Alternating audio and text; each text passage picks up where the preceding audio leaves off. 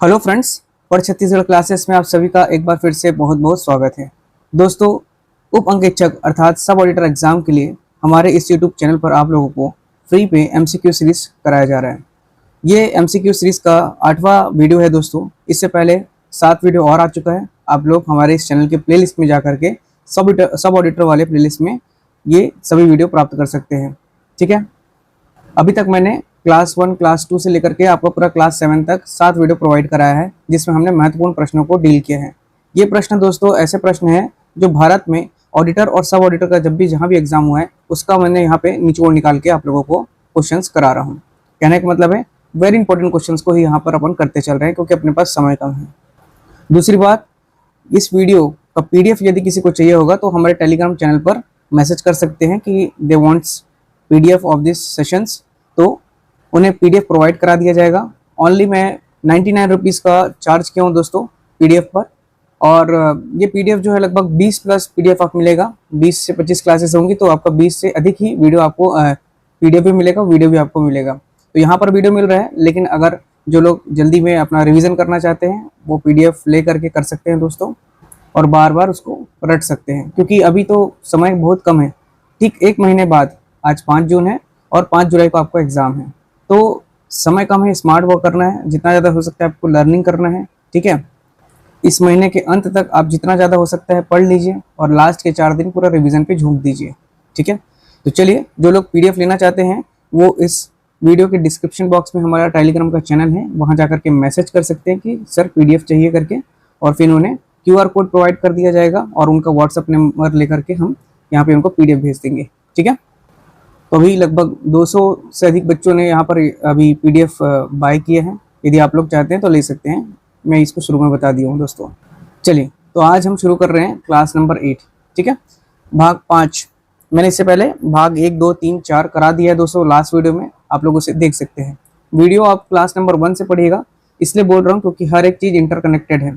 चाहे मैं इस विषय की बात करूँ या अन्य विषय की बात करूँ जो मेरे इस यूट्यूब चैनल पर आपको प्रोवाइड कराया जा रहा है, चाहे मैथ्स का सब्जेक्ट हो, चाहे कोई अदर सब्जेक्ट हो, जीएस का हो या छत्तीसगढ़ का हो, सबको आप लोगों को कहाँ से पढ़ना शुरू करना है दोस्तों? क्लास नंबर 1 से। क्योंकि मेरा ये जो कोचिंग है यूट्यूब चैनल पर, उसको मैं आप लोगों को यहाँ पर हर एक चीज़ को, सब्जेक्ट को यहाँ पे डिटेलिंग के साथ पढ़ाते चल रहा हूँ। Class number 1, class number 2, class number 3, class number 4 से आपको पढ़ना है दोस्तों।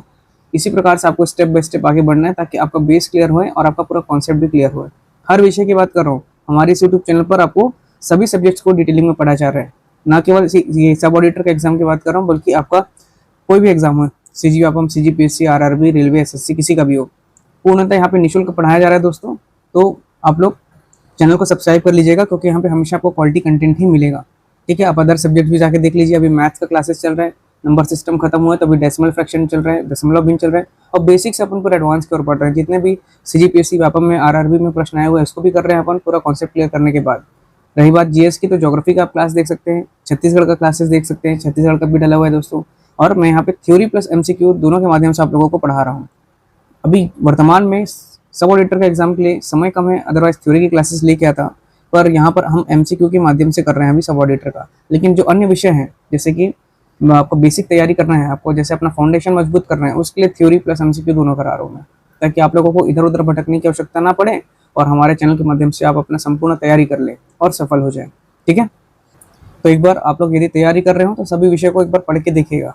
ठीक है, नॉर्मल ग्रेजुएट हैं आप लोग, मास्टर्स भी होगा आप लोगों के पास, कुछ लोगों के पास बीएड का डिग्री भी होगा, जो लोग आने वाले समय में शिक्षक भर्ती की तैयारी कर रहे होंगे। शिक्षक भर्ती की तैयारी भी हमारे चैनल पर कराया जा रहा है।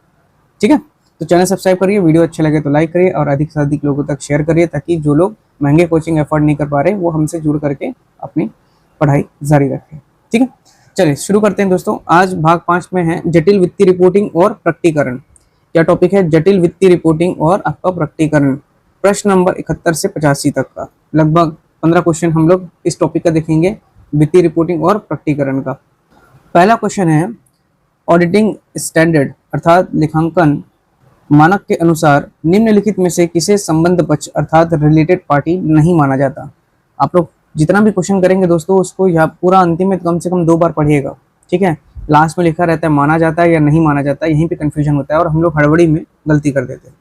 ठीक, ऑप्शन देखिए, होल्डिंग और सब्सिडी कंपनियां। ठीक है, रिलेटेड पार्टी नहीं माना जाता है, बोल रहा है संबंध पक्ष नहीं माना जाता, किसके अनुसार? अकाउंटिंग स्टैंडर्ड 18 के अनुसार। तो होल्डिंग और सब्सिडरी कंपनी जो है, दूसरा है कंपनी के मुख्य प्रबंधकीय कर्मी, जैसे आपका सीईओ या एमडी हो गए या डायरेक्टर, ठीक है। और दो कंपनी केवल इसलिए क्योंकि उनका एक डायरेक्टर सम्मान है, ठीक है, कॉमन डायरेक्टर हो गए तो, या फिर कंपनी पर महत्वपूर्ण प्रभाव रखने वाले बड़े शेयर धारक, ठीक है। इसमें से कौन सा एक रिलेटेड पार्ट नहीं होगा AS 18 के अनुसार, ठीक है। तो इसका सही उत्तर है दोस्तों ऑप्शन नंबर सी, ठीक है, अकाउंटिंग स्टैंडर्ड 18, जिसमें आपका कॉमन डायरेक्टर संबंध पक्ष नहीं के बारे में बताया है, केवल इसलिए क्योंकि अलग अलग कंपनियों में एक ही व्यक्ति जो है डायरेक्टर नहीं हो सकता, जब तक कि वह दोनों तरफ नियंत्रण ना रखता हो उन्हें आपस में संबंध पक्ष नहीं माना जाता, ठीक है। ठीक है, ध्यान रखेंगे कॉमन डायरेक्टर जो है उसका संबंध पक्ष नहीं मान रहे हैं AS 18 के अनुसार, क्योंकि अलग अलग कंपनी में एक ही व्यक्ति डायरेक्टर है, उन्हें आपस में आपको संबंध पक्ष नहीं माना जाता। यह व्यावसायिक स्वतंत्रता बनाए रखने के लिए आवश्यक है, ठीक है। जब तक कि वह दोनों तरफ नियंत्रण ना रखता हो उन्हें आपस में संबंध पक्ष नहीं माना जाता, इसलिए ऑप्शन नंबर सी सही है। बाकी सब रिलेटेड पार्टीज के अंतर्गत आएंगे, आपके होल्डिंग, सब्सिडरी और आपका सीईओ, एमडी और कंपनी पर महत्वपूर्ण प्रभाव रखने वाले जो आपके शेयर होल्डर्स हैं वो भी। अगला प्रश्न है AS 21 के अनुसार, 21 आ गया, ठीक है। याद रखना दोस्तों, सबको कराते चल रहा हूँ जितने महत्वपूर्ण हैं आपके अकाउंटिंग स्टैंडर्ड्स।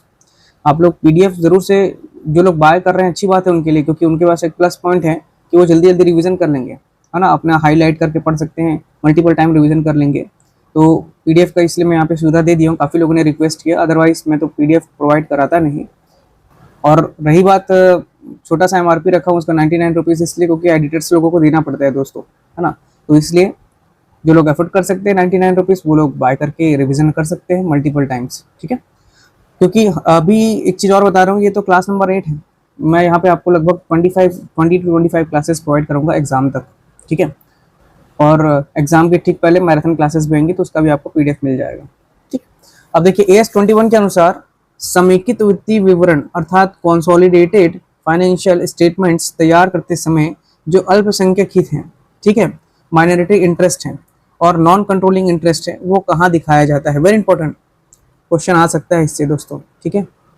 AS 21 के अनुसार समेकित वित्तीय विवरण अर्थात कंसोलिडेटेड फाइनेंशियल स्टेटमेंट्स तैयार करते समय, ठीक है, समेकित वित्तीय विवरण तैयार करते समय आपका अल्पसंख्यक हित अर्थात माइनॉरिटी इंटरेस्ट और जो आपका नॉन कंट्रोलिंग इंटरेस्ट को कहाँ दिखाया जाता है।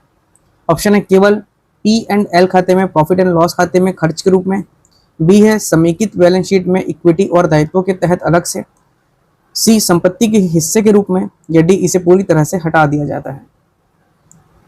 सही उत्तर है दोस्तों ऑप्शन नंबर B, समेकित बैलेंस शीट में इक्विटी और दायित्वों के तहत अलग से दिखाया जाता है। देखिए AS 21 को याद रखना है, AS 21 जो है आपका अल्पसंख्यक हित के बारे में जानकारी देता है।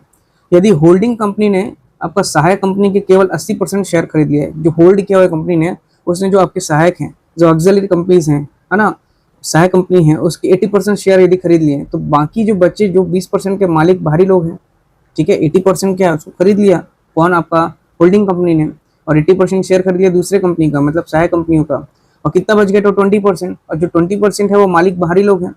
तो इस 20% हिस्से को क्या कर रहा है दोस्तों, माइनॉरिटी इंटरेस्ट कहा जाता है। क्या कहा जाता है, माइनॉरिटी इंटरेस्ट, ठीक है, मतलब अल्पसंख्यक हित कहा जाता है, जिसे समेकित बैलेंस शीट की लायबिलिटी साइड में इक्विटी के नीचे अलग से दिखाया जाता है। किसमें, समेकित बैलेंस शीट के आपके लायबिलिटी, है ना, जो लायबिलिटीज हैं उसके साइड में इक्विटी के नीचे अलग से दिखाया जाएगा, इसलिए ऑप्शन नंबर 20 का सही है। देखिए क्वेश्चंस ना आपको थोड़ा सा दिमाग में दौड़ेगा नहीं, लेकिन इसको तोड़ तोड़ करके पढ़ करके आपको समझने की कोशिश करना, प्रयास करना, वहाँ तक जाना है और उसके बाद अपना उत्तर लगाना है। बाकी यहाँ पर मैं आप लोगों को पूरा प्रयास कर रहा हूँ समझाने का, और साथ ही साथ आप लोगों को इंपॉर्टेंट क्वेश्चंस प्रोवाइड करने का जो परीक्षा में फंसी जाए, ठीक है। चलिए नेक्स्ट है AS 5 अकाउंटिंग स्टैंडर्ड 5 के अनुसार लेखांकन नीतियों में परिवर्तन चेंज इन अकाउंटिंग पॉलिसी की अनुमति केवल तब दी जाती है जब यह किसी कानून या लेखांकन मानक की आवश्यकता हो, ठीक है। लेखांकन नीतियों में परिवर्तन की बात कर रहे हैं दोस्तों, अकाउंटिंग पॉलिसी में अगर चेंज करना है तो इसकी अनुमति केवल तब दी जाएगी जब यह किसी कानून या लेखांकन मानक की आवश्यकता हो। दूसरा, इससे वित्तीय विवरणों का बेहतर प्रस्तुतिकरण हो सके। C, A और B दोनों ही सही है, या D प्रबंधन अपनी इच्छा से करना चाहे, ठीक है। तो देखिए AS 5 इसका सही उत्तर पहले मैं आपको बता देता हूँ दोस्तों, ऑप्शन नंबर सी इसका सबसे सटीक उत्तर है। सी सही आंसर है।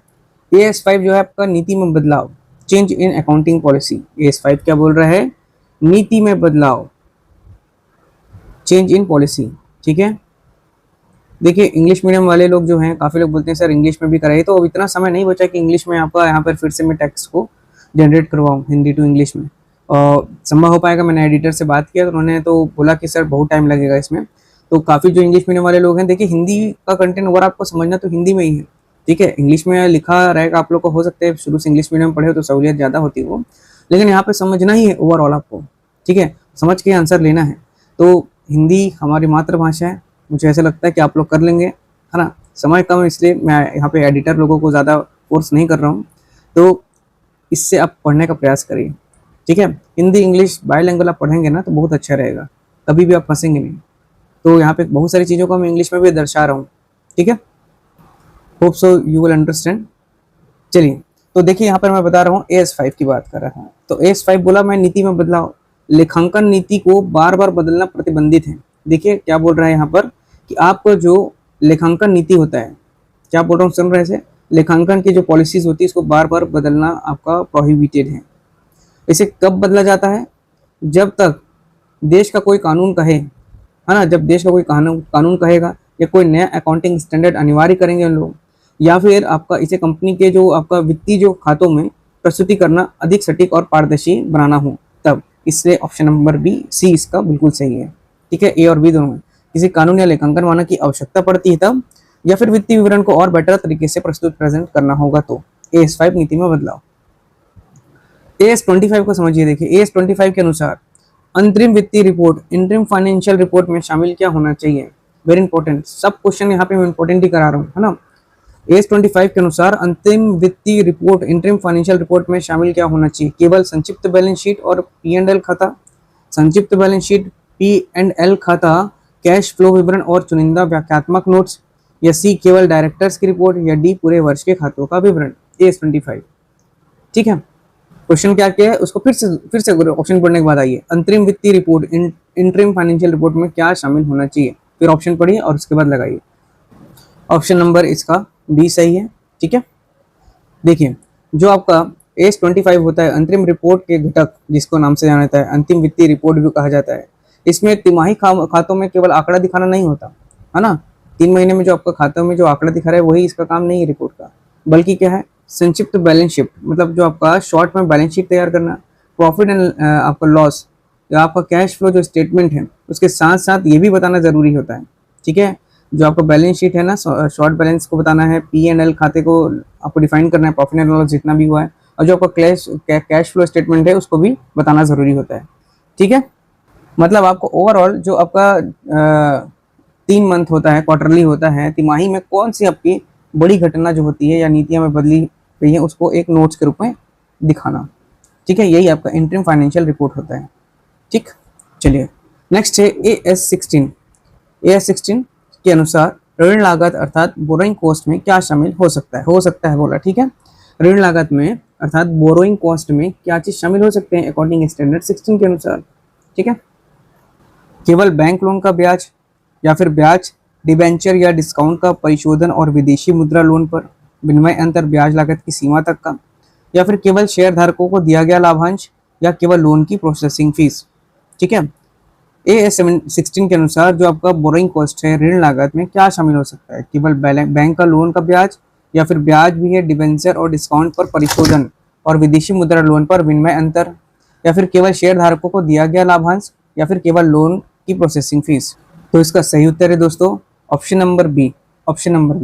ठीक है, ऋण लागत के घटक AS16। ओके, बोरोइंग कॉस्ट के जो भी कंपोनेंट्स है बता रहा है, घटक बता रहे हैं, फैक्टर्स बता रहा है, जो वो आपका क्या कौन बताता है? AS16 बताता है। ऋण लागत जो आपका बोरोइंग कॉस्ट का मतलब सिर्फ सीधा जो ब्याज नहीं होता है, जो आपका ऋण लागत है उसका सिर्फ मतलब क्या ब्याज नहीं होता, लोन लेने के लिए जो आपका किया गया डिस्काउंट है ये का उसका परिशोधन हो गया, या विदेशी मुद्रा लोन में विनिमय दर में हुआ ऐसा नुकसान जो ब्याज दर के अंतर के बराबर हो, वह भी ऋण लागत का हिस्सा माना जाता है। समझ रहे हैं मैं क्या बोला? फिर से सुनिए, ऋण लागत का मतलब सिर्फ सीधा ब्याज नहीं होता है। पहला चीज तो सीधा डायरेक्ट ब्याज है, पर सीधा ब्याज नहीं। लोन लेने के लिए किया गया जो डिस्काउंट का परिशोधन है, या आपका विदेशी जो मुद्रा लोन में आपका विनिमय हुआ, एक्सचेंज हुआ है, दर में जो एक्सचेंज रेट में अगर चेंजमेंट हुआ है, या ऐसा नुकसान जो ब्याज दर के अंतर के बराबर हो, वो भी आपका क्या है, ऋण लागत का हिस्सा माना जाता है, बोरोइंग कॉस्ट का हिस्सा माना जाता है। शामिल की बात किया था यहाँ पे, ठीक है। तो ब्याज डिबेंचर पर डिस्काउंट का परिशोधन और विदेशी मुद्रा लोन पर विनिमय अंतर ब्याज लागत की सीमा तक, ठीक। नेक्स्ट है अकाउंटिंग स्टैंडर्ड 13। इसके अनुसार यदि किसी निवेश को चालू करंट से दीर्घकालिक अर्थात लॉन्ग टर्म में स्थानांतरित ट्रांसफर किया जाए, यदि किसी निवेश का चालू जो आपका करंट से दीर्घकालिक लॉन्ग टर्म में स्थानांतरित करना है, तो हस्तांतरण किस मूल्य पर होना चाहिए, किस मूल्य पर होगा जो आपका ट्रांसफर है, ठीक है। एस 13 केवल ऐतिहासिक लागत पर, केवल बाजार मूल्य पर, या सी लागत या बाजार मूल्य में जो भी कम हो हस्तांतरण की तिथि पर, या डी अंकित मूल्य, ठीक है। सही उत्तर होगा दोस्तों ये ऑप्शन सी। आपको देखना प्रश्न यहीं से देखने को मिलेगा दोस्तों, ठीक है। इसी प्रकार आपको प्रश्न देखने को मिलेगा, क्योंकि देखिए व्यापम भले ही परीक्षा ले रहा है, लेकिन ये जो क्वेश्चंस हैं और ये जो आपका परीक्षा है इसकी थोड़ा अलग है, बाकी नॉर्मल जो वनडे एग्जाम होते हैं उससे थोड़ा हटके हैं, तो इसलिए ज़्यादा आपको कन्फ्यूजन वहाँ पे क्रिएट नहीं होगा। जो आपका मेन सटीक है, क्योंकि वो खुद से क्वेश्चन नहीं बनाएगा, ठीक है। ये सब परीक्षाओं के लिए जो है बहुत जटिल प्रश्न नहीं किया जाता है। हाँ, कुछ क्वेश्चंस को आप लोगों को ज़रूर ऑप्शन में वहाँ पर खेलेगा, लेकिन अधिक से अधिक प्रश्न आपको देखने को मिलेगा कि ये इसी प्रकार से आएंगे, ठीक है। तो एस 13 के अनुसार यदि किसी कंपनी निवेश का चालू करंट से दीर्घकालिक लॉन्ग टर्म में स्थानांतरित ट्रांसफर किया जा रहा है, तो हस्तांतरण किस मूल्य पर होगा, लागत या बाजार मूल्य में किस जो भी कम होगा उसमें। एस 13 निवेश का पुनर्वर्गीकरण कहता है। अकाउंटिंग स्टैंडर्ड 13 क्या है, आपका निवेशों का पुनर्वर्गीकरण, ठीक है। एस 13 क्या है, निवेशकों का आपका रिक्लासिफिकेशन। यदि कंपनी अपनी किसी जो स्टॉक है या शेयर को करंट से लॉन्ग टर्म में ट्रांसफर कर रही है, अगर वो करंट समय से लेकर लॉन्ग टर्म में ट्रांसफर कर रही है, तो प्रोड्यूस के अनुसार हस्तांतरण वाले दिन उसकी लागत या फिर बाजार मूल्य मार्केट वैल्यू में जो भी कम होगा उस पर ट्रांसफर किया जाएगा, ताकि जानबूझकर संपत्ति का मूल्य ना बढ़ाया जा सके, ठीक है। पहले भी इस क्वेश्चन को कराया हूँ, फिर से यहाँ पर आप समझिए। नेक्स्ट है AS 22। अकाउंटिंग स्टैंडर्ड 22 के अनुसार स्थायी अंतर परमानेंट डिफरेंस का एक उदाहरण क्या होता है, परमानेंट डिफरेंस का एक उदाहरण क्या होता है। डेप्रिसिएशन की दरों में अंतर, ऐसा खर्च जो आयकर कानून की तरह पूरी तरह से अस्वीकार्य डिसअलाउड है, जैसे बिना बिल के खर्च या जुर्माना। सी उपार्जित आय जो अगले वर्ष प्राप्त होगी, या डी स्टॉक मूल्यांकन की अलग विधियाँ। अच्छा, मेरे को कुछ एक बात ध्यान में आया दोस्तों, कल मैं व्यापम के एग्जाम ड्यूटी में था। DLED होता है शिक्षक भर्ती से, मतलब शिक्षकों के लिए ज़रूरी होता है, diploma in elementary examination education examination. ये एग्ज़ाम हुआ दोस्तों कल 4 जून 2026 को। मेरी ड्यूटी लगी हुई थी इसमें। मैंने देखा काफ़ी सारे बच्चे हैं जो आपका 9:30 बजे के बाद पहुंच रहे थे, ठीक है, जिनको एंट्रीज नहीं मिली हमारे स्कूल में भी, ठीक है, जहां मेरी ड्यूटी लगी हुई थी। दूसरा बात, तो यहाँ पर बताने का मतलब है कि आप लोग जब भी आपका एग्ज़ाम हो 9 बजे तक पहले पहुँच ही जाएँ। 8 बजे से बुला लिया जाता है आपको, 9 बजे रिक्वेस्ट आप लोग पहुँच जाएँ, वरना बहुत समस्या होती है, आपका पूरा साल खराब हो जाएगा, आपका समय खराब हो जाएगा, आपकी तैयारी खराब चली जाएगी। दूसरा है, काफ़ी बार इंस्ट्रक्शन देने के बावजूद लोगों ने एक बहुत मिस्टेक किया, और वो सबसे बड़ा मिस्टेक था आपका रोल नंबर उन्होंने गलत भरा, बबलिंग उन्होंने गलत किया, डिजिट्स को उन्होंने गलत लिखा, जो भी डिजिट था। इवन यहाँ पर इन्विजिलेटर को साइन करना चाहिए, वहाँ पर अपना साइन मार दिए उन लोगों ने। जहाँ पर उनको अपना नाम लिखना था, वहाँ पर उन्होंने स्कूल का नाम लिख दिया। तो ऐसी बहुत सारी सिली मिस्टेक्स हम लोगों को देखने को मिला। तो इसका मेन कारण देखने को मिला कि एक तो या तो इंसान पहली बार दे रहा था एग्ज़ाम, और दूसरा वो एकदम पीक पॉइंट पे पहुंच रहा था 9:30 बजे अपना चेकिंग वगैरह करा के, तो प्रेशर क्रिएट हो गया काफ़ी लोगों को। तो इसीलिए समय से पहले पहुंचिए आप लोग, ताकि आप लोग हसल फसल से बच सकें। आपका अच्छे से फ्रिस्किंग हो जाएगा, शांति से आप बैठ जाएंगे, है ना। वॉशरूम वगैरह जाना है, पानी वानी पीना पहले कर लीजिए एग्जाम देने से पहले। अरे भाई 2 घंटे की बात है, 2 घंटे के बीच में उठ के जाने की आवश्यकता ही नहीं है आपको। 12-15 तक एग्जाम रहता है आपका। 2 घंटे तक अपना प्रेशर बना के रखिए, अपने पास कंट्रोल में रखिए, पानी वानी पी के आइए, बॉटल या फिर ट्रांसपेरेंट लेके आइए। ये सब चीज़ें जो छोटी छोटी हैं ना, ये डिस्टर्ब करती हैं, और आप डिस्टर्ब होंगे, आप गलत करेंगे तो आपके जो रूम में लोग रहते हैं उन लोगों को भी समस्या होती है। इसीलिए मैं ये बता रहा हूँ कि आप लोग का जब एग्ज़ाम हो 5 जुलाई 2026 को, तो आप लोग एक तो पहले से सेंटर जान लीजिए कहाँ पर है, एक दिन पहले घूम लीजिए, 2 दिन पहले घूम लीजिए, कोई दिक्कत नहीं है। चीज़ों को जो पहन के इंस्ट्रक्शन दिया गया वो आइए। काफ़ी लोगों को टी शर्ट फुल स्लीव पहन के आते हैं, उनको स्लीवलेस बोला गया था, फिर भी उनको कटिंग कराना पड़ा। ट्रांसपेरेंट कलर का तो शर्ट ले लो, टी शर्ट ले लो भाई, नीचे कुछ भी पहनो, कोई दिक्कत नहीं है। स्लीपर स्लीपर ज़रूरी नहीं कि स्लीपर ही हो, आपका सैंडल भी चलेगा। और सैंडल जो है लेकिन थोड़ा ओपन रहना चाहिए, दिखना चाहिए कि भाई आपका पाँव है, कुछ लगा तो नहीं है उसमें। ठीक, घड़ी आप पहन सकते हैं लेकिन एनालॉग घड़ी होना चाहिए। बाकी आजकल सभी स्कूल्स के रूम में जहाँ पर एग्ज़ाम देते रहते हैं, वहाँ पे सभी एक जगह वहाँ पे क्लॉक लगा दिया गया है, तो उससे आपको समस्या नहीं होगी। ठीक है, छोटी छोटी बेसिक जानकारी है, उसको आप अपने पास मान के चलेंगे तो आपको परेशानी नहीं होगी, लड़ाई झगड़ा नहीं होगा, टेंशन नहीं होगा। खुद के लिए जितना ज़्यादा हो सकता है कम सामान लेके चलें। पास में है अगर तो 100 रुपये लेके चलें, आईडी प्रूफ लेके चलें और अपना एडमिट कार्ड लेके चलें। और मोस्ट इम्पॉर्टेंट थिंग, पानी लेके चलें। बहुत गर्मी है दोस्तों, तो अपना खुद का पानी पियेंगे तो ज़्यादा सही रहेगा। ये सब छोटी छोटी बेसिक चीज़ें, इसको आप लोग करते चलिएगा और परेशानी ना हो इसलिए समय से पहले पहुँचिए। ठीक, चलिए, वीडियो के बीच में मुझे वही बात बदलना पड़ गया, बाकी आप सभी समझदार हैं। देखिए, AS22 के अनुसार स्थायी अंतर अर्थात परमानेंट डिफरेंस का एक उदाहरण क्या है? परमानेंट डिफरेंस का, स्थायी अंतर का उदाहरण, डेप्रिसिएशन की दरों में अंतर। ठीक है, जो आपका हास हुआ है उसके दरों में अंतर। दूसरा, ऐसा खर्च जो आयकर कानून के तहत पूरी तरह से अस्वीकार, डिसअलाउड है, जैसे बिना बिल के खर्च या जुर्माना। सी, उपार्जित आय जो अगले वर्ष प्राप्त होगी, या फिर स्टॉक मूल्यांकन की अलग विधियाँ। AS22 आपका क्या है? स्थायी अंतर है। ऐसा अंतर जो टैक्स विभाग और कंपनी अधिनियम के बीच हमेशा के लिए रहता है। किसके बीच में रहेगा? टैक्स का विभाग और जो कंपनी के अधिनियम से हैं उसके बीच में हमेशा के लिए रहता है, हमेशा के लिए, परमानेंट, और कभी सुधरता नहीं है, इसे भी याद रखेंगे। वह स्थायी अंतर जो परमानेंट डिफरेंस कहलाता है।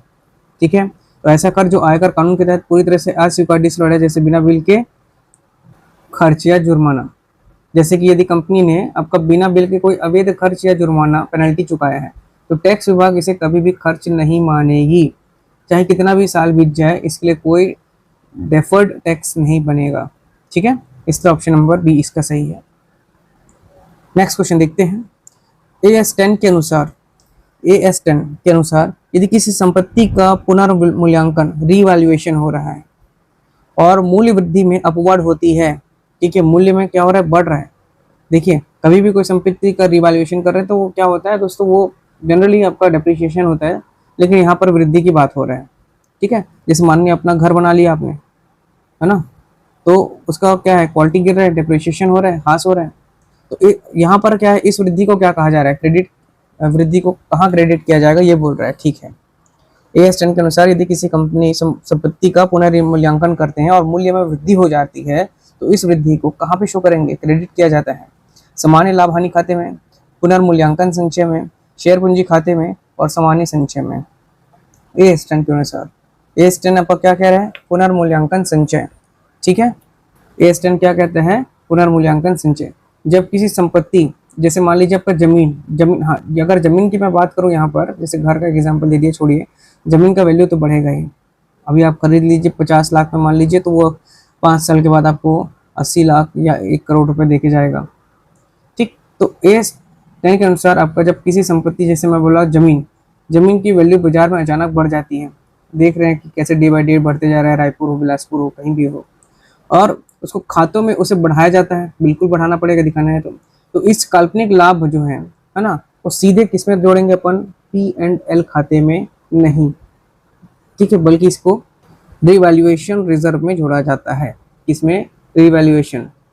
काल्पनिक जो आपको लाभ हो रहा है, जो आपको इस पीरियड में लाभ हो रहा है, जो प्रॉफिट हो रहा है, उसको P&L खाते में नहीं जोड़ेंगे भाई, है ना, भले नहीं ले जा सकते उसमें, क्योंकि ये नगद में नहीं मिला है पहला चीज तो। और इसे क्या करना है? बैलेंस शीट के रिवैल्यूएशन रिजर्व नाम के एक विशेष फंड में जमा रखना पड़ता है। ऑप्शन नंबर इसका बी सही होगा। तो रिवैल्यूएशन को याद रखना, रिवैल्यूएशन रिजर्व। ठीक है, AS10 के अनुसार रिवैल्यूएशन आपका जो रिजर्व है, पुनर्मूल्यांकन जो संचय है, वो आपका ये बता रहा है। और जब भी किसी जमीन या किसी भी आपका संपत्ति का वैल्यू बढ़ रहा है, तो उसको किस में दिखाएंगे? इसी रिवैल्यूएशन रिजर्व में, ना कि लाभ हानि खाते में। ठीक है, शेयर पूंजी का इसका संबंध ही नहीं है, सामान्य संचय में भी नहीं करना है। लाभ हानि खाते में सोचते आप कि मैं कम में खरीदा था, अब ज़्यादा मैं बेच रहा हूँ, इसलिए P&L दिखाना है, नहीं, रिवैल्यूएशन रिजर्व इसका सही उत्तर है। अगला प्रश्न है, AS3 के अनुसार अकाउंटिंग स्टैंडर्ड 3 के अनुसार विदेशी सहायक कंपनी के रोकड़ प्रवाह को समेकित करते समय किस विनिमय दर अर्थात एक्सचेंज रेट का उपयोग किया जाना चाहिए। अकाउंटिंग स्टैंडर्ड 3 के अनुसार विदेशी सहायक कंपनी जो होती है उसके रोकड़ प्रवाह को समेकित करते समय किस एक्सचेंज रेट का उपयोग किया जाना चाहिए। केवल वर्ष के अंत की दर क्लोजिंग रेट, लेन देन की तिथि की दर या भारित औसत दर वेट एवरेज रेट, या वर्ष की शुरुआत की दर ओपनिंग रेट, या सरकार द्वारा तय फिक्स्ड जो आपका रेट है वो। AS3 इंपॉर्टेंट है दोस्तों। तो AS3 विदेशी विनिमय रोकड़ प्रवाह क्या बताता है। विदेशी विनिमय रोकड़ प्रवाह क्या होता है। AS3 याद रखेंगे, foreign exchange rate cash flow रोकड़ प्रवाह। ठीक, foreign exchange rate cash flow. AS3 विदेशी विनिमय रोकड़ प्रवाह जब किसी विदेशी सहायक कंपनी के कैश फ्लो का मुख्य खातों में मिलान किया जाता है। किसी विदेशी सहायक जो कंपनी है, मान लो है ना सहायक, मान लीजिए आपका कोई सी कंपनी जैसे महिंद्रा कंपनी है, सॉरी महिंद्रा छोड़िए, चलिए आपका महिंद्रा ले लीजिए, उसकी एक विदेशी सहायक कंपनी भी होगी, तो उसको कैश फ्लो का मुख्य खातों में मिलान किया जाता है उसका भी। और जो विनिमय दरों के उतार चढ़ाव को क्या करता है, ध्यान में रखते हुए लेन देन की जो वास्तविक तारीख की दर को या पूरे वर्ष के एक भीतर औसत जो आपका रेट है उसका उपयोग करना सबसे सही माना जाता है। मतलब जो उससे प्रॉफिट हो रहा है ना, जो उसका शेयर लगा हुआ है उसमें क्या कर रहा है, उसके कैश फ्लो को क्या कर रहा है, मिलान किया जाता है। और जो आपकी जो एक्सचेंज रेट है उसके उतार चढ़ाव को ध्यान में रखते हुए जो आपके लेन देन की जो वास्तविक तारीख की दर या पूरे आपके वर्ष पर एवरेज वेटेड रेट, मतलब वेटेड एवरेज रेट भारित औसत दर है, या उसका उपयोग करना सबसे सही माना जाता है। तो इसलिए ऑप्शन नंबर बी इसका सही होगा। ठीक है, तो AS3 के अनुसार विदेशी सहायक कंपनी के रोकड़ प्रवाह को समेकित करने के लिए आपका लेन देन की तिथि या दर के भारित औसत दर वेटेड एवरेज रेट पर उपयोग किया जाता है। ठीक, नेक्स्ट है AS9 क्या कहता है। यदि कोई कंपनी विज्ञापन अर्थात एडवर्टाइजिंग सेवाएं प्रदान करती है, कोई भी कंपनी है ना, और एडवर्टाइजिंग सेवाएं जो है प्रदान करती है, तो उसे राजस्व कब पहचानना चाहिए। जब विज्ञापन का ठेका मिलता है, पूरा गलत, पूर्णतः जब विज्ञापन जनता के सामने प्रदर्शित या प्रसारित हो जाता है, जब ग्राहक से नगद भुगतान प्राप्त होता है, या फिर विज्ञापन बनाने की शुरुआत में। बढ़िया क्वेश्चन है दोस्तों। AS9 मतलब सेवा राजस्व। ठीक है, AS9 क्या आपका रेवेन्यू सर्विसेज है, इसे याद रखेंगे, रेवेन्यू सर्विसेज। AS9 क्या बोल रहा है, रेवेन्यू सर्विसेज। चलिए अच्छे से लिख देते हैं। ठीक, AS9 आपका रेवेन्यू सेवा राजस्व है, सेवा राजस्व। ठीक, सेवा राजस्व। देखिए, विज्ञापन एजेंसी के लिए राजस्व की पहचान कब होगी, जब वह सेवा पूरी हो जाए, यानी जब वह विज्ञापन टीवी, अखबार या आपका इंटरनेट पर जनता के सामने क्या हो जाएगा, प्रदर्शित हो जाएगा, डिस्प्ले हो जाएगा, ना कि केवल डिजाइन बनाने या एडवांस पैसा मिलने पर। सही उत्तर क्या होगा इसका, ऑप्शन नंबर बी। जब विज्ञापन जनता के सामने प्रदर्शित किया जाएगा तो उसी के अनुसार राजस्व की पहचान हो रही है यहाँ पर, तो वो तो टेलीकास्ट हो गया। ओके, नेक्स्ट है AS26। इसके अनुसार अनुसंधान अर्थात रिसर्च फेज पर किए गए सभी खर्चों को क्या कहा जाता है। अमूर्त संपत्ति के रूप में पंजीकृत किया जाना चाहिए। अमूर्त मतलब इंटेलिजिबल संपत्ति। ठीक है, किए जाने वाले वर्ष में तुरंत लाभ हानि अर्थात P&L खातों में खर्च माना जाना चाहिए। C विकास चरण अर्थात डेवलपमेंट फेज में स्थानांतरित किया जाना चाहिए। या D बैलेंस शीट में अस्थगित खर्च के रूप में दिखाना चाहिए AS26 के अनुसार। तो इसका सही उत्तर है ऑप्शन नंबर बी। ठीक है, ऑप्शन नंबर बी क्या कह रहा है दोस्तों, किए जाने वाले वर्ष में तुरंत लाभ हानि खाते में खर्च माना जाना चाहिए। ठीक है, देखिए AS26 है, जो AS26 आपका लेखांकन मानक जो है आपका 26, वो आपको बताता है अमूर्त संपत्ति के नियम, इंटेलिजिबल आपके जो एसेट्स है उसके नियम बताते हैं। रिसर्च फेज जो आपका होता है, रिसर्च फेज पर किए गए सभी खर्चों को, देखिए रिसर्च फेज को पहले समझ लीजिए क्या होता है। रिसर्च फेज में ये चरण में आपका ये साबित नहीं किया जा सकता कि भविष्य में कोई आर्थिक जो है आपको लाभ होगा या नहीं होगा। रिसर्च फेज में बता रहा है कि ये कहना संभव नहीं है कि भविष्य में होने वाले समय में लाभ होगा कि हानि होगा। ठीक है, आर्थिक आपको लाभ होगा कि हानि होगा। इसलिए इस चरण के सभी जो आपके खर्चों को कभी भी पूंजीकृत अर्थात आपका जो कैपिटलाइज है नहीं किया जा सकता, और इन्हें सीधे उसी वर्ष के किस में जोड़ देंगे दोस्तों, P&L खाते अर्थात लाभ हानि विवरण P&L स्टेटमेंट में खर्च के रूप में डाल दिया जाएगा। ऑप्शन नंबर बी इसका सही हो गया। ठीक है, आपका जो डेवलपमेंट फेज किया था, डेवलपमेंट फेज जो है आपका विकास चरण, इस चरण में आपके जो खर्चों को केवल तब पूंजीकृत किया जाएगा जब, जैसे पूंजीकृत मतलब कहने का मतलब अमूर्त संपत्ति के रूप में दर्ज किया जाएगा, जब वह कुछ कड़े तकनीकी और आपका जो कमर्शियल जो व्यवसायिक स्टैंडर्ड को पूरा करते होंगे, वो डेवलपमेंट फेज में आएगा। ठीक है, चलिए नेक्स्ट क्वेश्चन देखते हैं। AS 29 के अनुसार, अकाउंटिंग स्टैंडर्ड 29 के अनुसार किसी दायित्व के लिए प्रावधान जो है, प्रोविजंस, कब बनाया जाता है? किसी भी दायित्व के लिए प्रावधान, ऑप्शन है जब वर्तमान दायित्व की संभावना 50% से कम हो, जब वर्तमान दायित्व की संभावना 50% से अधिक हो, प्रोबेबल हो, और राशि का विश्वसनीय अनुमान लगाया जा सके। तीसरा है जब भविष्य में कभी नुकसान होने की दूर की संभावना हो, या फिर चौथा प्रावधानिक स्वैच्छिक होता है, इसके लिए कोई नियम नहीं है। AS 20, देखिए नियम नहीं कहने वाला ये तो यही खत्म कर देंगे। AS 29 की बात कर रहा है, उसका दायित्व तो पूछ रहा है और नहीं है नियम बोल रहा है, तो गलत ही हो जाएगा, आप इसको सेल्फ कैंसिल कर सकते हैं। अब AS 29 क्या बोलता है? AS 29, देखिए आंसर तो मैं बता देता हूँ पहले, ऑप्शन नंबर बी है, जब वर्तमान दायित्व की संभावना 50% से अधिक हो और राशि का विश्वसनीय अनुमान लगाया जा सके। और AS 29 का परिभाषा क्या है? लेखांकन मानक जो 29 है ना, उसका प्रावधान है आपका जो आकस्मिक दायित्व और आपका आकस्मिक संपत्ति। ठीक है, आकस्मिक जो आपका दायित्व है जो, ठीक, और दूसरा आपका हो गया आकस्मिक जो है वो संपत्ति। इसके तहत किसी भी दायित्व के लिए जो आपका प्रावधान है, जो प्रोविजंस हैं, केवल तभी मान्यता प्राप्त किया जाएगा जब उसमें 3 शर्त लागू हो। पहला शर्त है वर्तमान दायित्व जो प्रेजेंट ऑब्लिगेशन होता है, अतीत की किसी घटना के कारण वर्तमान में एक कानून या रचनात्मक दायित्व मौजूद ना हो, पहला चीज तो। दूसरा आपका है संभावित बहिर्वाह, इसको बोलते हैं प्रोबेबल आउटफ्लो, और उस दायित्व को चुकाने के लिए आपको व्यवसाय से संसाधनों जैसे पैसा के बाहर जाने की संभावना 50% से अधिक हो। ठीक है, मोर लाइकली दैन 50%। और तीसरा हो गया आपका विश्वसनीय अनुमान, अर्थात रिलायबल एस्टिमेट, दायित्व की राशि का एक उचित और विश्वसनीय अनुमान लगाया जा सके। ठीक है, तो इसलिए ऑप्शन नंबर 20 का सही होगा कि AS 29 के अनुसार किसी भी दायित्व के लिए प्रावधान जो प्रोविजन है, जो वर्तमान में दायित्व की संभावना 50% से अधिक होगा, तभी राशि का विश्वसनीय अनुमान लगाया जा सकता है। नेक्स्ट है AS 11 के अनुसार, AS 11 के अनुसार गैर मौद्रिक मदों, नॉन मॉनेटरी आइटम्स जैसे कि भूमि या मशीनरी को जो विदेशी मुद्रा में खरीदी गई थी, किस दर पर दर्ज किया जाएगा? ऑप्शन है हर साल क्लोजिंग रेट पर बदला जाता है, दूसरा लेन देन की तिथि को ऐतिहासिक विनिमय हिस्टोरिकल रेट पर ही रखा जाता है, ऑप्शन सी औसत वार्षिक दर पर, या ऑप्शन डी वर्तमान ब्याज दर पर, बाजार दर पर। AS 11 के अनुसार गैर मौद्रिक नॉन मॉनेटरी आइटम्स जैसे कि आपका क्या है, भूमि हो गया, मशीन हो गया, जो विदेशी मुद्रा में खरीदी गई थी, किस दर पर दर्ज किया जाएगा, ये बोल रहा है। हर साल क्लोजिंग रेट पर बदला जाता है इसे, या फिर लेन देन की तिथि को ऐतिहासिक विनिमय दर ही रखा जाता है, या फिर औसत वार्षिक दर, या फिर वर्तमान बाजार दर। तो AS 11 आपका क्या बोल रहा है? मौद्रिक मॉनेटरी आइटम्स। देखिए क्या है, ऐसी संपत्ति या दायित्व जो होते हैं, एसेट्स या लाइबिलिटीज होते हैं, जिनका मूल्य भविष्य में एक निश्चित या तय किया जा सकने वाला मुद्रा की राशि में प्राप्त होना, भुगतान किया जाना। जैसे आपका कैश हो गया, या बैंक बैलेंस, या डेबिटर्स हो गए देनदार, या लेनदार क्रेडिटर्स हो गए, है ना, डेबिटर्स हो गए, आपका क्रेडिटर्स हो गए। मौद्रिक मदे हैं, मौद्रिक मदे मतलब मॉनेटरी आइटम्स। यहाँ पे क्या बोला है? नॉन मॉनेटरी की बात किया है। ठीक है, तो मॉनेटरी आइटम्स के अंदर क्या मैं बता दिया आपको, कैश या बैंक बैलेंस या डेबिटर्स हो गए देनदार, या क्रेडिटर्स हो गए आपका लेनदार हो गए, ये मौद्रिक मदे हैं, क्योंकि इनके बदले मिलने वाली या दी जाने वाली राशि तय होती है, फिक्स होती है बिल्कुल। इसके विपरीत जो है आपका क्या है, नॉन मॉनेटरी आइटम्स।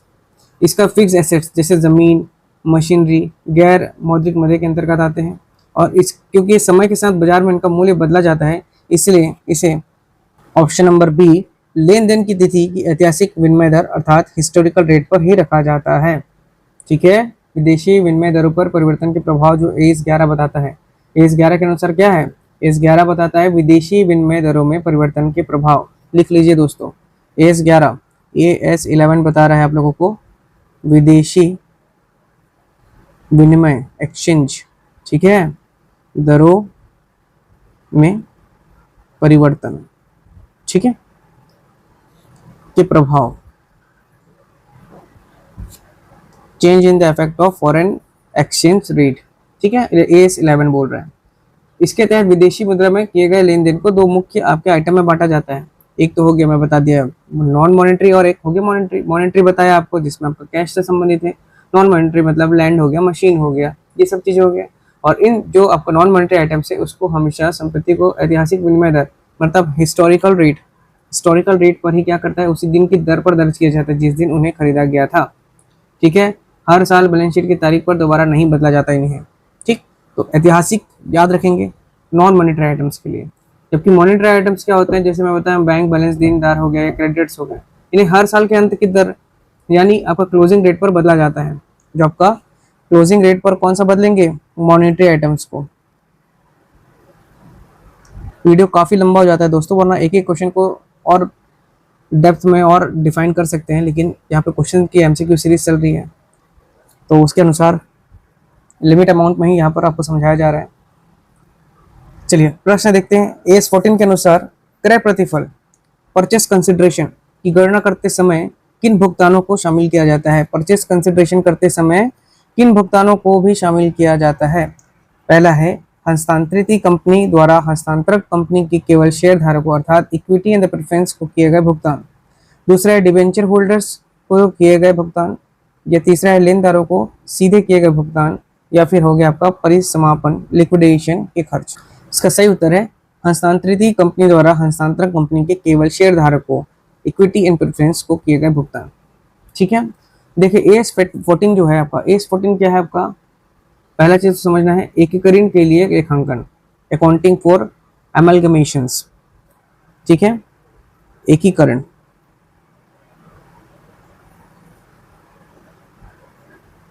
एकीकरण के लिए लेखांकन। इंग्लिश मीडियम वाले लोग आप लोग सुन लीजिएगा दोस्तों, अकाउंटिंग फॉर लिख ही देता हूँ, अकाउंटिंग फॉर एमलगेशंस,